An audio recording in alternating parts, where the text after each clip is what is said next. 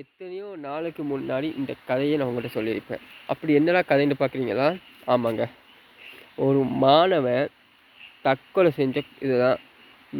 அவனுக்காக உலக நாடுகளே கண்ணீர் விட்டு வழியிச்சு.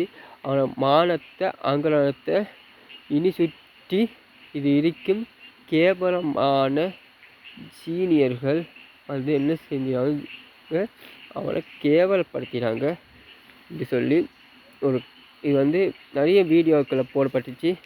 அதுக்கு பிறகு அந்த தாய் தகப்பன் அவனுக்கு ஆர்வம் அதை சாக விட்டு பேசின அந்த காட்சிகளும் அதில் 11 பேர் எப்படியோ கைது பண்ணப்பட்டன்னு சொல்லி ஒரு நியூஸ் வெளியாச்சு. அதுக்கு பின்னால் எந்த ஒரு நியூஸுமே அதை பற்றி போடப்படலை.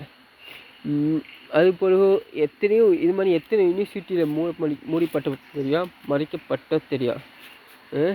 இது மாதிரி நிறைய பிரச்சனைகள் இன்னும் ஓடிக்கொண்டே இருக்குது. யூனிவர்சிட்டிகளால் மூடப்பட்டிருக்குது. இது மாதிரி பிரச்சனைகளை என்னடா, ஒரு உயிர் சம்மந்தப்பட்ட பிரச்சனை, ஒரு மானப்பாடு சம்மந்தப்பட்ட பிரச்சனை.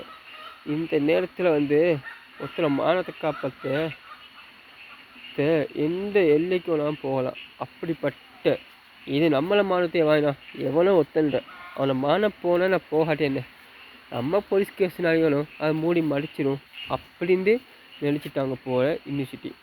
அந்த மாணவன் வீட்டை போய் தூக்கு மாற்றினால இந்த விஷயம் வெளியாயிட்டு அதே யூனிவர்சிட்டிக்குள்ளே அதே காலேஜுக்குள்ளே அவன் தூக்கிட்டு செத்திருந்தா இவங்க என்ன மாதிரி கொண்டு வந்திப்பான். குடித்தொண்டு பொறிச்சிட்டு அவன் எவ்வளோ ஒத்தியை கூட்டிட்டு ஓடிட்டான்னு சொல்லி ஒரு கதையை கட்டுறதுக்கு கூட யோசிச்சிக்க மாட்டாங்க இப்படிப்பட்டவங்க.